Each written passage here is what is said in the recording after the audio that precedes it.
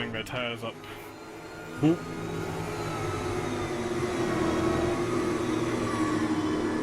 Channel switched.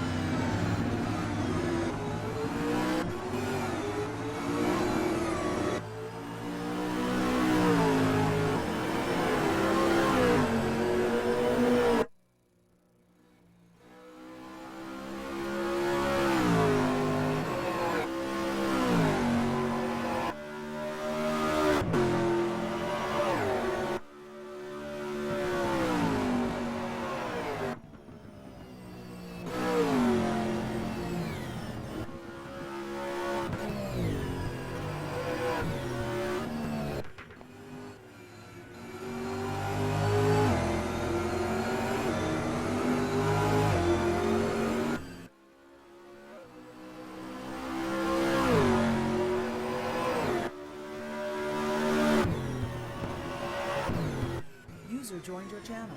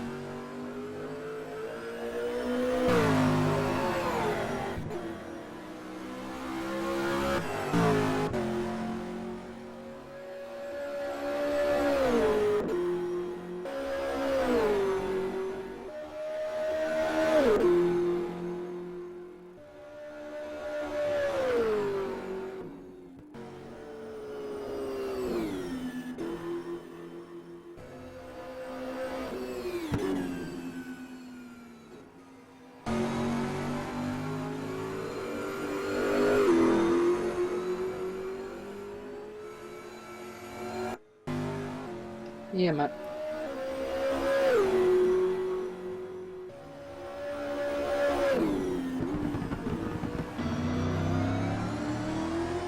Yeah, man, no dramas on. Yeah, man, no dramas on. Yeah, man, no ruckus. I'm just watching the Twitter.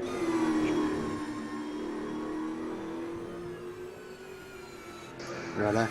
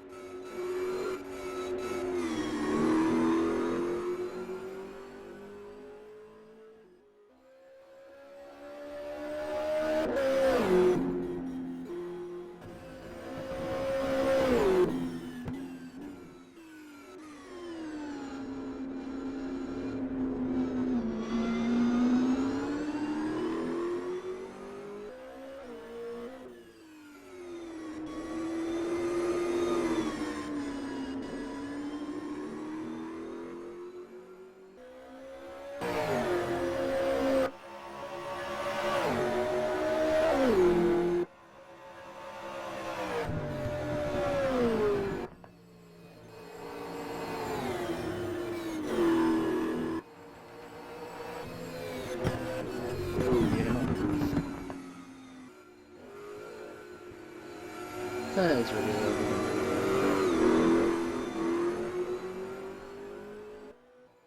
One thing I did notice, but when I was on Twitch, you can hear me talking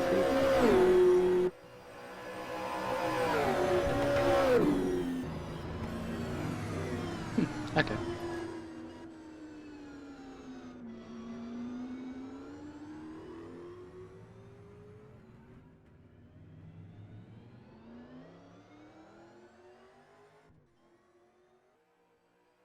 Yeah, that I'm clear, mate.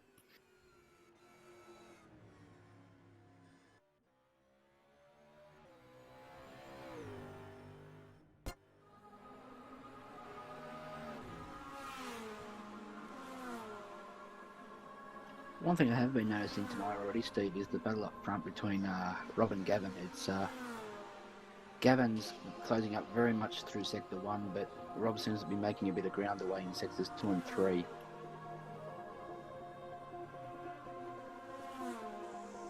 Yeah, he'll get to within sort of half a second, and then it might blow out to, sort of 8/10, maybe 9/10 of a second.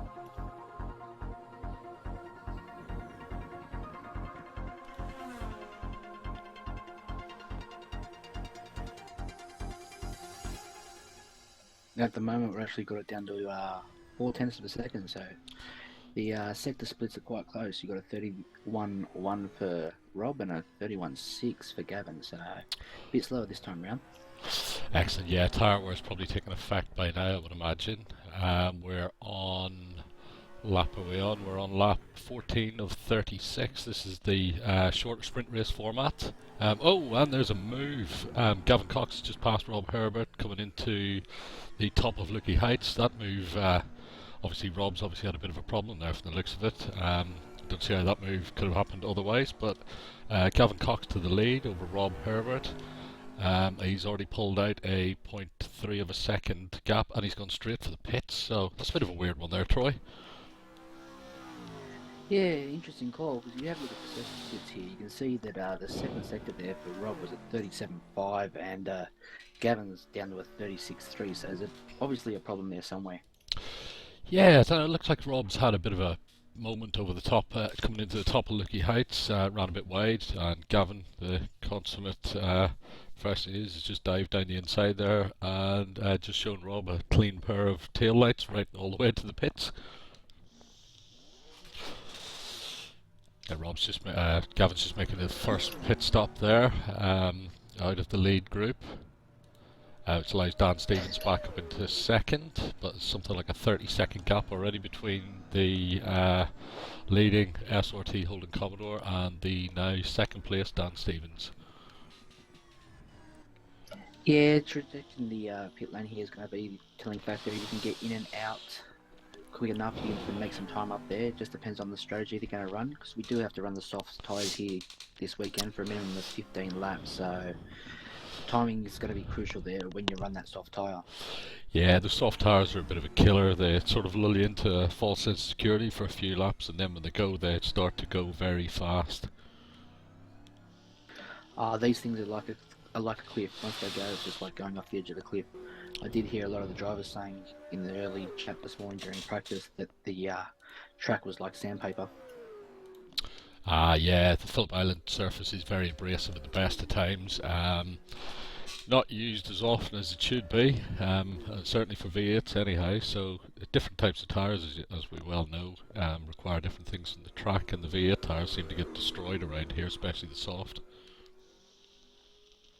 Yeah, exactly right there, Steve. And it'll make for an interesting scenario with, I think it's next year with the new compound of tyre coming in. What we now know as the soft tyre will become the control tyre, and then a super soft tyre will become the sprint tyre. So it'll be interesting to see the degradation next year. Absolutely, yeah. Well, hopefully the one thing they don't do is end up with a Formula 1 type situation where the drivers are having to nurse the cars all of the time. We still want people to be able to hang the back out and give it some. Exactly right. I mean, the likes of Lowndes and your Van Gisbergen, you want to be able to see some lair and some entertainment. Definitely. What's Gavin's times like now? He's back up and running. Let's see, he's running extremely well. He's run a 35.7 on that first sector, 36.5 on the second, and a 26.1. Yeah, and he's gone purple in sector 2 and 3 on that lap, straight out of the pits. Yeah, that's exceptional. Seeing a a 35 there, it's exceptional. Absolutely, he's gone quickest in the first sector once again. He's done a 30.9, which is the fastest overall so far, and he also holds the fastest lap at the minute of 1:31.982. So, first one into the 1:31s. Yeah, I think it was in qualifying we saw him into the 130s, so it'll be interesting to see if they can get that pace down there, but maintaining it with this type of track surface is not going to be healthy for your tyres. Interesting to know what kind of tyres Gavin's on at the minute. I can't actually see, get a good view to actually check whether he's gone hard soft or soft hard from the lap times, and for everybody else's sake I would hope he went hard soft. Well, you would think so, but considering how early he did stop, I would suggest it'd have to be soft and hard. That's true, but then has he not taken a lot out of his new hard tyres straight away in these few laps? Or is he trying to get the undercut on Rob? I think the undercut's probably the best thing. Get out, get on fresh rubber while you can, and make the most of it. Yeah, so Rob's running in the 132.3s, which is not slow, but obviously Gavin's pulling about a half a second on the last 2 laps, so if he the undercut does work and Rob has a reasonable pit stop, Gavin could pop out in front again. Well, just in that first sector alone there, Steve, he's nearly a second faster. Absolutely, yeah. Yeah, he's really on it on this lap. I mean, if I was SRT, I'd be looking for Rob to pit sort of sooner rather than later, because it's just going to be Gavin's out there running on his own a lot faster, so less time to catch back up again as the laps wind down. Well, that's it. He's in clean air. He's got no traffic around him. He's able to make most of those tyres without hurting them too hard. Actually, now we speak of it, he's just caught up to Dave Kinnaman, who's in third. Dave's no slouch, but Gavin's all over the back of him. He's down Lucky Heights. He's making a move on the inside. Oh, he's had to back out of it. Dave's put the back of his car out. There's a little bit of a battle going on there. It's held Gavin up slightly. He's made it past. That's a good effort there from Gavin, because Dave is not the easiest of drivers to get past at the best of times. No, he's a pretty quick driver in his own right as well, but that obviously shows the tyre grip there is phenomenal on those new tyres. Gavin was able to place the car where he wanted, let Dave make the mistake, and he's through and clear and off. Just looking at the lap times here between Rob and Dan, you've got last lap was a 35.9 for Rob and a 36.7 for Dan, so Dan's up there with the pace, definitely. If you can just nurse those tyres and keep to his strategy, it could be a chance for a good podium finish. Yeah, just looking at Dan's best lap time, there's a 1:33.1 versus Rob's 1:32.3, which suggests there's not normally a second between the teammates there, but possibly alternate tyre strategies. I definitely think that's probably what it is. The fact that we haven't seen Dan or Robin now, it would suggest to me that they're on the hards. So you look at the first sector splits there, and there's only a tenth of a second between them.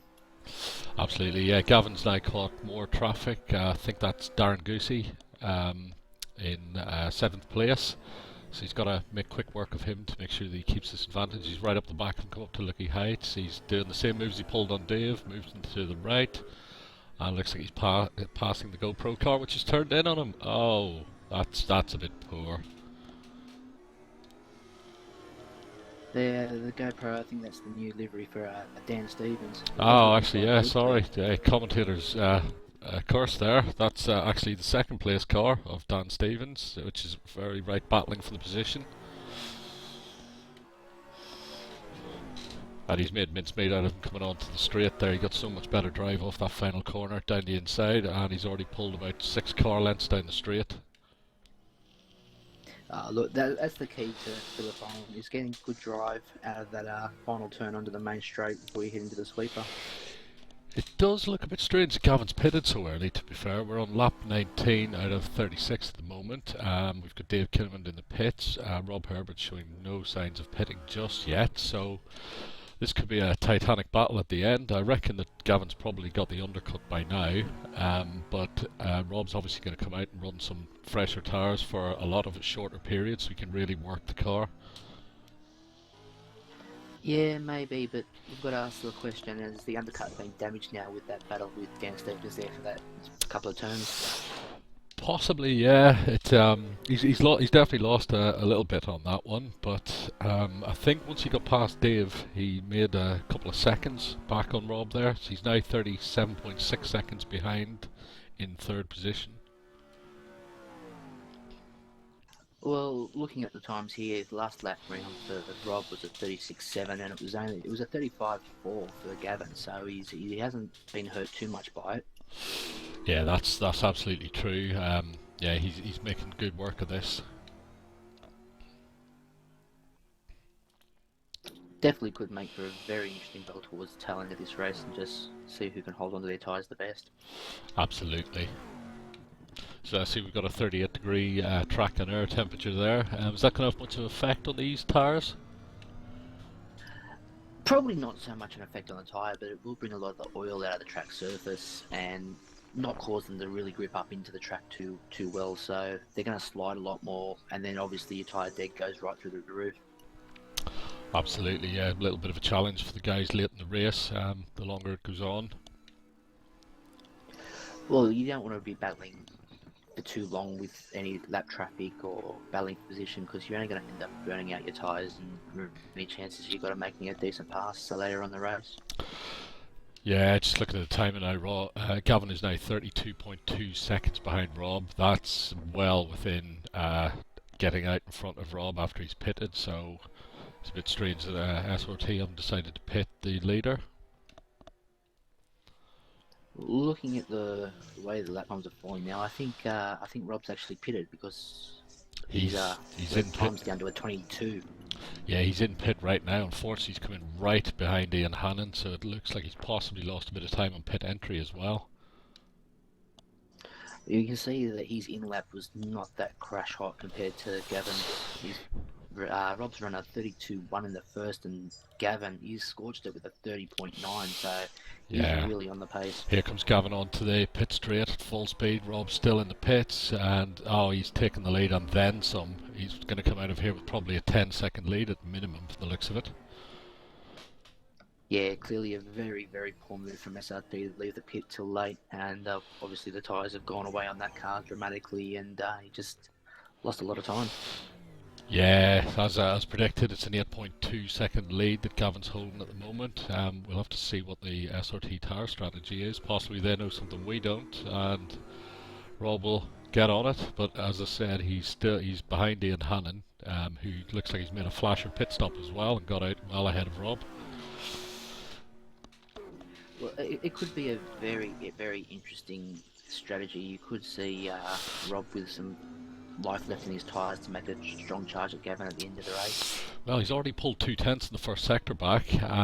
He's catching up to the lap traffic now just nicely. Hopefully it doesn't hold him up too much. We'd love to see a nice battle at the end. These two so far today, they've been cut above the rest. They've really gone at it nice and hard, nice and clean, exchanging good sector times. It's just been great racing to watch all around. Absolutely, Rob's coming up the top of Lucky Heights again. He's caught the lap traffic. It's going to delay him. Yeah, he doesn't have enough room to make the move. Oh, Ian's pulled off a little bit to the left, allowed Rob through. And off he goes, so he's through past the lap traffic. Gap went back up to 8.3 seconds during that exchange, so whatever he made in that first sector, he appears to have lost. Yeah, unfortunately, but classy driving there for me, just to sort of sidestep and not hold him up too much and let him continue on with his race. Absolutely. There's one thing about this series is all the drivers are well aware where other people are on the track. They all drive in a professional manner. We've never seen any real instance with lap traffic, to be fair. No, and that is definitely one of the quality things of this league is the slower guys down the back end of the grid. They're aware of their positioning and they know who not to hold up, and they're quite quick to step to the side. Absolutely, this is going to get interesting now. Rob's got it down to 7.4 seconds, the gap, and he's set sail for Gavin. Yeah, he's definitely on a charge. He's over 0.6 of a second almost faster through the first sector. Yeah, I've just noticed that he's done the overall fastest first sector by 0.273 seconds.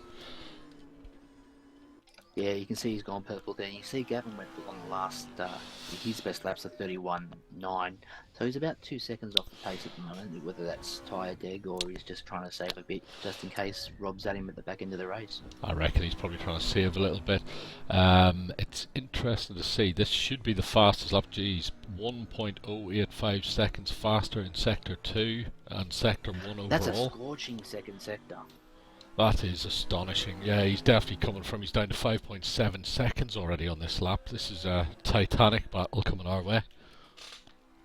Yeah, the problem is, but is Rob going to take too much out of his tyres early on, making the ground and not have anything to attack with later on? I don't know, Rob's one of those thinking drivers. The brain is always switched on. He's possibly putting in a lap like this at 1.04. Oh, that's a scorcher. That's a scorcher, Steve. 1:31.3. He's gone with the purple. That's ridiculous. He's probably trying to put the frighteners on. But I don't think it's going to work with somebody like Gavin. Gavin's a wily fox. He's not going to let this get to him. No, Gavin's been around the traps. He knows how to sort of keep a cool head, and he won't make mistakes. And if he does, it's very rare. Absolutely, mate, and it's down to just under 3 seconds now. It looks to me like Rob appears to be making most of this up on the brakes. He's absolutely annihilating those corners on the entry. And he's gone with a 30.3 through the first sector again, so he's really on this hard. Yeah, he's 0.015 seconds slower than he was in the previous first sector, which is ridiculous consistency. That is astonishing. I mean, to be pushing that hard through and be in the same second area in the same sector is unbelievable. He's really got that car moving today. Absolutely. I've just watched him come up over the top of Lucky Heights there. He's using absolutely every piece of that curb, but he's hardly on the track. He's driving it that hard. Yeah, he's ran a 35.9 through there in the second sector. And Gavin spun off! Oh no, Gavin Cox has actually spun. Let's get a look at that replay. That's a terrible shame. It was looking like it was going to be a great battle towards the back end of the race. He's just turned in nicely. He's short shifted, put the power down, and the back has just actually switched around on him. That is really unfortunate. Look, maybe he has felt a bit of pressure there, the charge there, and he's tried to get a bit better drive out of the turn and just overgassed it that little bit too much. Yeah, I think we've put the commentator's curse on him straight away, didn't we? We're not having a good one on it so far, Steve. It seems to be every time we have a good point about someone, they go and do something to get themselves shown on TV. Yeah, well, he's 18 seconds down now, so that should leave Rob home and dry from the pace he was running. Be interested to see what he drops his lap times down to after this. Well, that last lap, he's already dropped it nearly a second and a half. He just cruised it through with 32.6. Yeah, as we said, he's the thinking driver for definite. I mean, the guy races Alfa Romeos in on the rail circuit as well, so he knows exactly what he needs to do to get out a result. And look, you can clearly see that in his first sector split. He's gone from doing 30.3s down to 31.2, so he's really backed it right off, and he's going to nurse that car home now. Very smart driving. Absolutely, I'm just looking at the time, and as it's come in there, he's dropped it down by 2 seconds now, so yep, that's a cruise home. So let's take a quick look through the field. So we've got Rob Herbert from SRT in first place. Seems to have occupied that between him and Gavin all year, both of them fighting hard for the championship. It looks like the other SRT driver, Brett Clark's going to have to hand over the number 1 to a teammate by the end of this season. This is a good result. Yeah, look, you might be a bit upset handing over your number 1, but when it's to your teammate, it sort of eases that blow just that little bit. This is true. This is true. We'll have to get a chat with Brett at the next round, possibly. I believe he's going to run the last round of the season. His last round with his number 1 on the board. So there you go. So Gavin Cox in second position, 19.5 seconds down after that spin. So obviously he's hurt the tyres as well with that. Gavin's in second place in the championship. He's been running strong all year. I think the biggest thing this year, I don't know what you think, Troy, that's affected Gavin is the loss of a teammate. He had his teammate for the first few rounds, and both him and the team were right up the front. But since then, he appears to have suffered against the team SRT.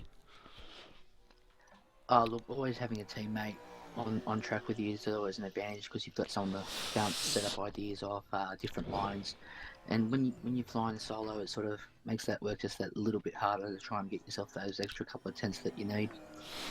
Absolutely, Gavin's a phenomenal driver as well. He's one of those guys on track that you know when you see him, he's going to make a move. He's coming through. And if I remember correctly, Gavin's had a few problems with dropouts too throughout this season. So for him to be right up there in the championship, it just shows what a season he's had. Yeah, I think it's actually Rob that's had the dropouts from memory, which just shows what kind of season he's been having, I suppose, on the upside. But both of them, they're pretty much a class above. So let's move to number 3 in the field. A driver that has improved from the start all the way through. He is getting faster. I believe he grabbed his first win in the Ute Series a few weeks ago as well, which has done his confidence absolutely no harm whatsoever. Dave Kinnaman in the GRC Rizla entry. Yeah, I've been racing with Dave now probably for the last 7 or 8 months, and yeah, he's definitely come along in leaps and bounds. He's very good to watch. You can get different lines through different turns, and just watching how the car's behaviour and it settles through the turns, he's definitely starting to get his head around it and really get it singing. He definitely is. I think the mid-season move from Quick Kiwi Racing to GRC has definitely helped. He's now got Ian Hannon as his team owner and teammate as well, which is, as we say, gives them the double information stuff as well, and people to bounce ideas off, which has definitely helped Dave, and he's definitely come along a lot. One thing I will say, if Dave could ever get a car off the line in any sort of quick manner, it would definitely improve his overall pace and results. Yes, definitely. That's definitely been one of his downfalls. I think I've kissed his bumper a few times or got sideswiped because he's just that bogging it down off the line. He's just got to learn how to get him off the line, and I think you'll see him get some solid results out of that.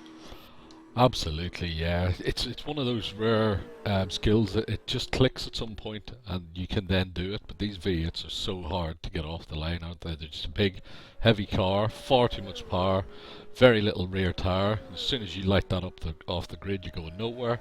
If you don't get the clutch just right, give it enough power, you're going nowhere either. So it's that middle ground which just seems to be that little bit hard to find at times. Definitely, but there's one thing I'll disagree with you there. There is no such thing as too much power.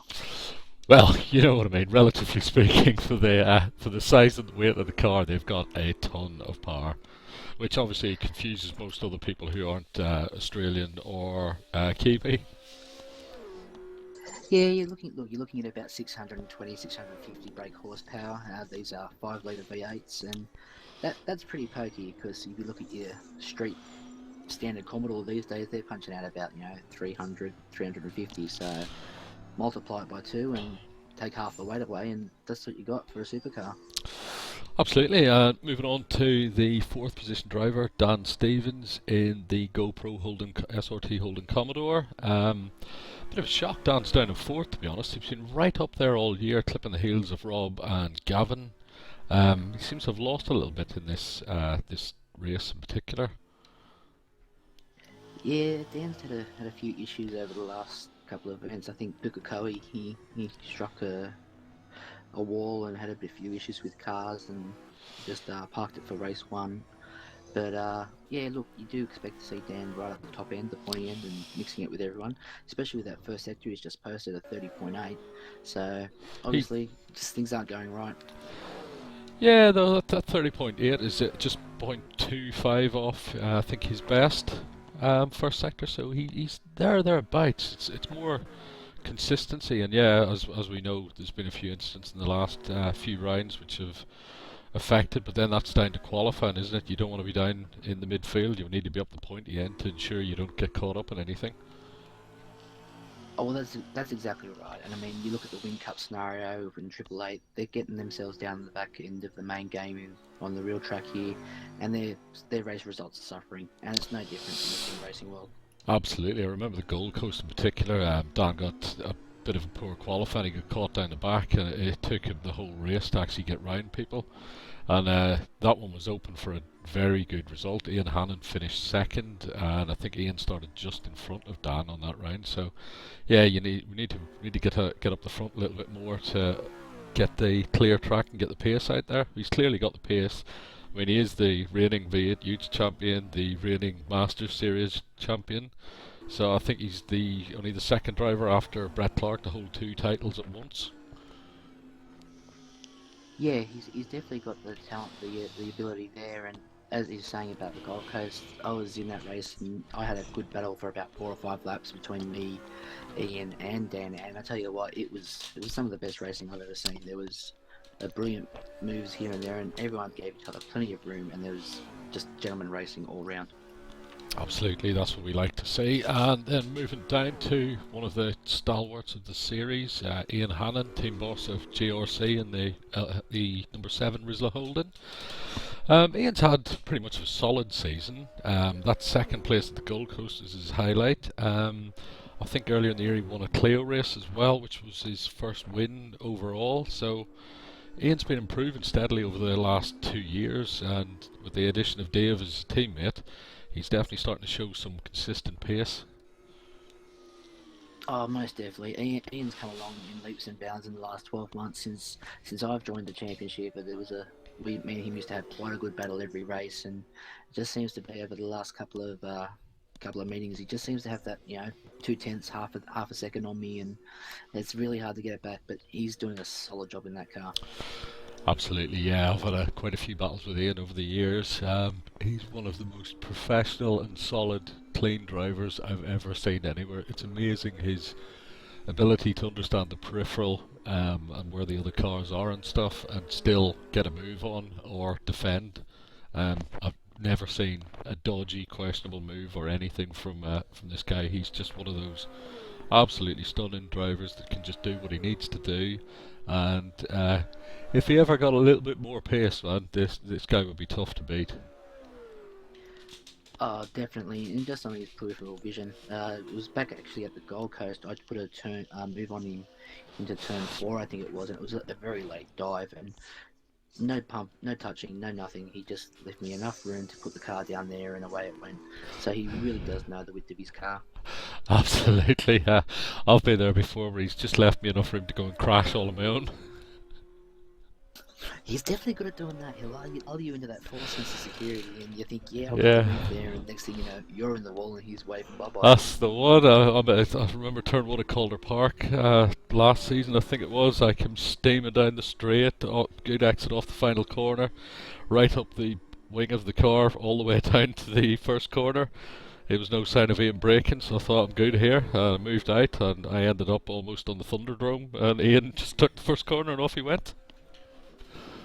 Oh, it's very easy to outbrake yourself on that main straight at Calder. I've done it a few times. Okay, let's move further down. Now, this guy is a bit of an enigma. Rogers joined the championship, started this year.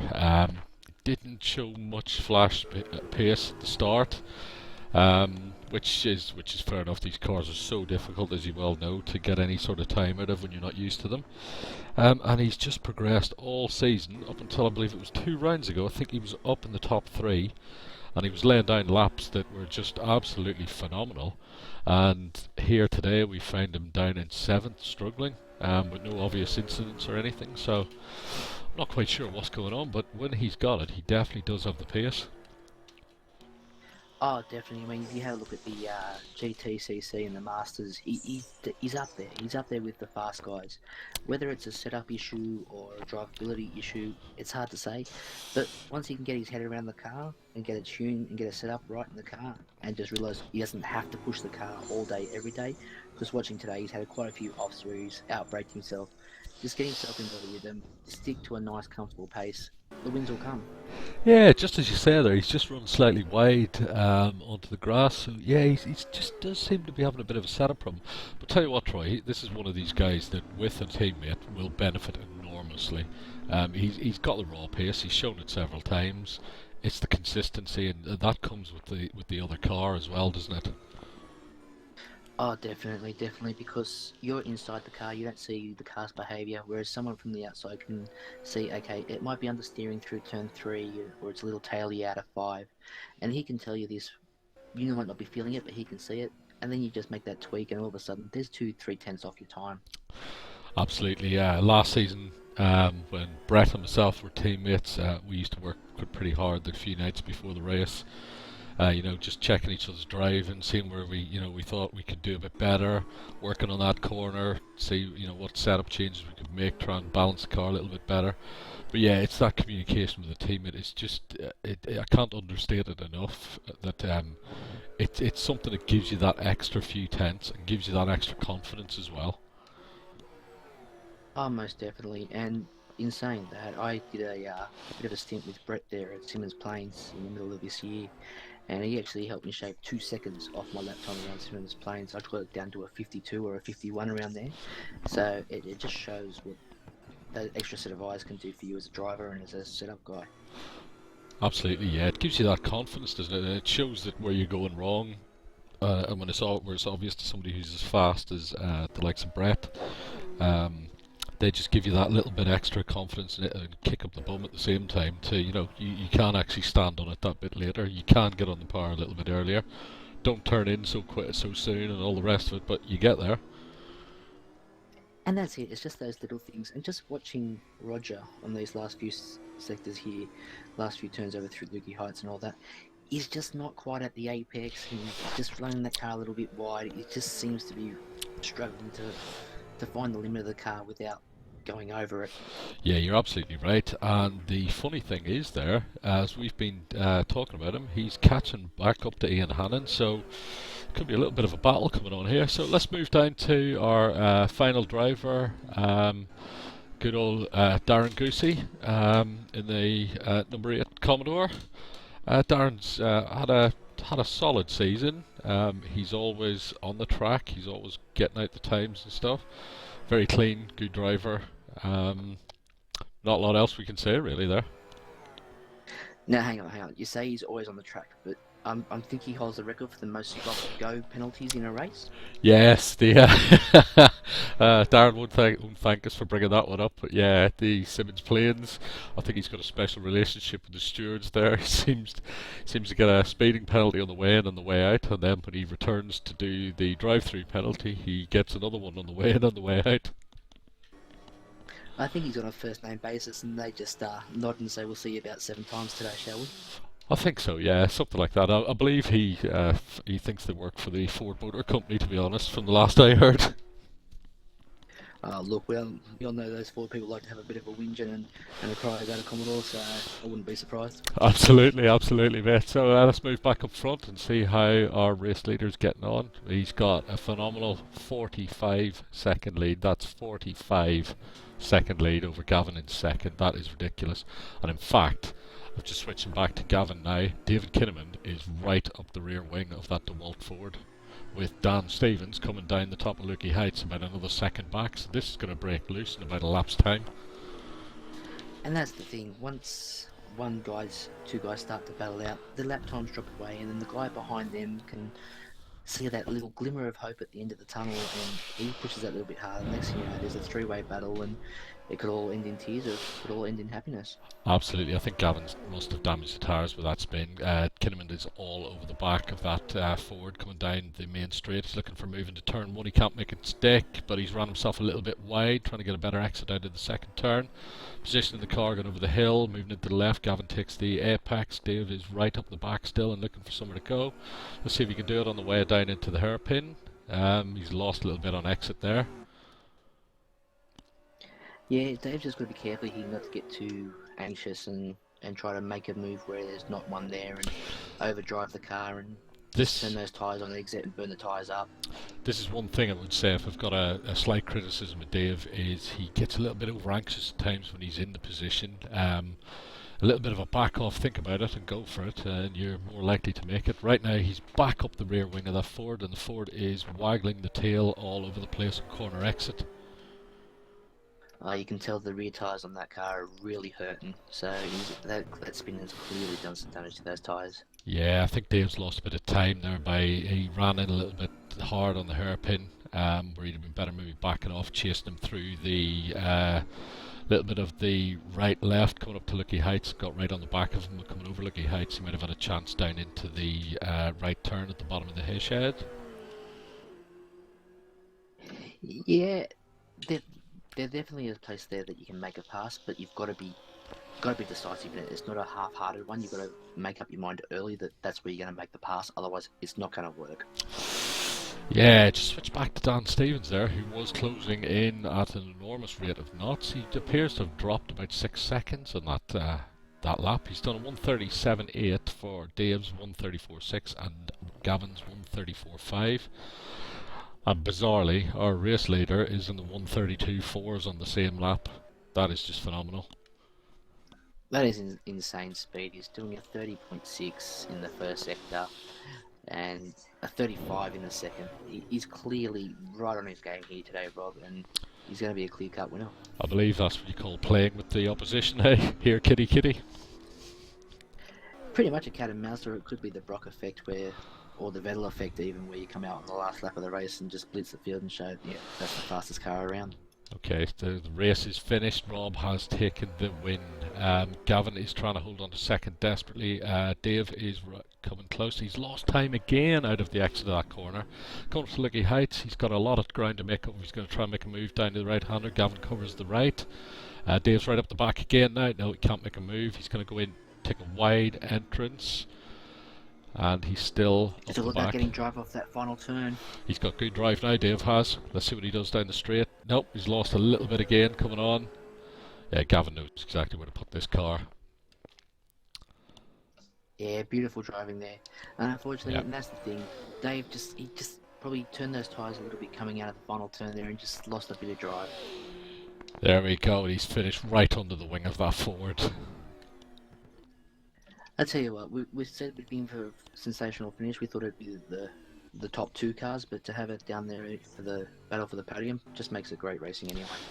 Absolutely, and Dan Stevens crossed the line in 4th place. He lost a lot of time one lap there when it did look like he was getting up onto the back of that battle. It looks like he's had a massive moment through Sector 2 there, because he's come through the sector with a 44.8, so clearly he's had a massive moment through Sector 2. And there we go, that's the race 1 of the 2 races for today finished. Let's go see if we can interview some drivers for everybody. Might see if we can grab a chat with our winner, Rob, and see how he thought today went for him.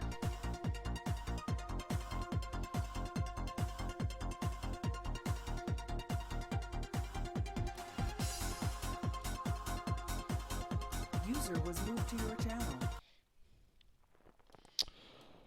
Good evening, Rob. Welcome to our live stream of the first race of the V8 Supercars from Phillip Island. Congratulations on the win. How was that for you? Oh, thanks very much. Absolutely stuffed, actually. It's the longer race is coming up, so I don't know how I feel after that one, but that was pretty touch and go. The tyres are really hard to keep going, so I pitted with only a few % left on my front right on my hards, so it was very hard work.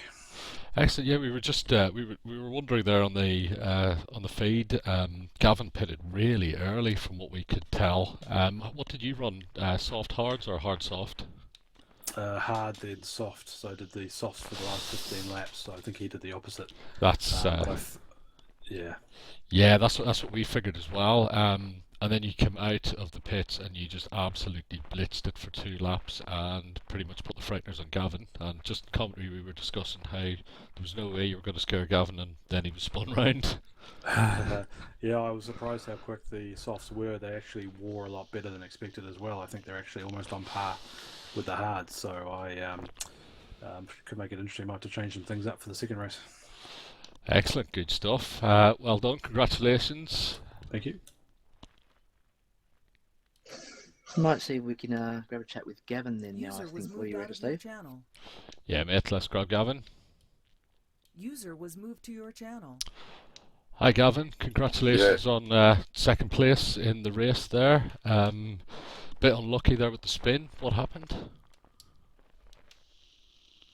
Yeah, Steve, just a little bit anxious. Tyres are starting to overheat a little bit, and looking in the rearview mirror too much, I think. Yeah, I think we cursed you because I was just telling everybody how there was no way in hell Rob was going to scare you off the track, and 2 seconds later the back end just went on you, which is unfortunate. We were looking forward to a good battle there. You got the undercut quite nicely as well. What tyres did you run first, hard or soft? Yeah, I ran the softs first, and probably should have run them a little longer. I still had about 40% left on the right front, and probably should have ran them a bit harder. Yeah, you were throwing down some good times as well, so we clearly thought it was going to be a good battle. But you definitely got a beautiful undercut there as well, and cleaned off from Rob. So congratulations on second, and best luck for the next race. Yeah, thanks, cheers. User was moved out of your channel. Excellent. And I guess we'll grab Dave for Yeah, you have running out the podium. let's have a chat with Dave. User was moved to your channel.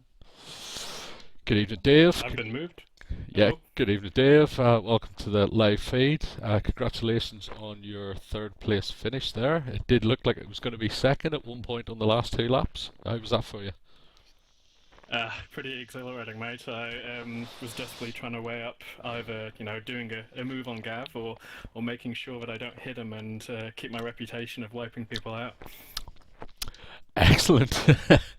Good stuff. I erred on the side of caution despite the championship battle. Fair play. To be honest, when we were watching it there, if you'd got a bit of a better drive out of the corner after the hairpin and chased him up to Lucky Heights, you'd have probably had him, to be honest, because he was struggling down the hill into the hay shed. Yep. Just didn't want to stick my nose in there where I knew it probably wasn't welcome. And yeah, third place is better than finishing fifth if Dan picks up second. Absolutely, yeah. Dan looked like he was closing it as well in one lap, and then something's clearly gone wrong, and he lost a bunch of time. But congratulations, and best of luck for the next race. Thank you very much, Steve. User was moved out of your channel. Let's get a word with Dan, see what happened there just as he was closing in. Yeah, I was thinking that. User was moved to your channel. Good evening, Dan, and welcome to the live feed. Congratulations on fourth place. How was that for you? Yeah, well, I took the same strategy as Rob, teammate, was going to do, and it turned out all right. But I obviously lost a lot of time in my first stint on those hard tyres, and then I lost Dave in the pits. He overgot me, and then I just pushed real hard to get him, and I got up to him.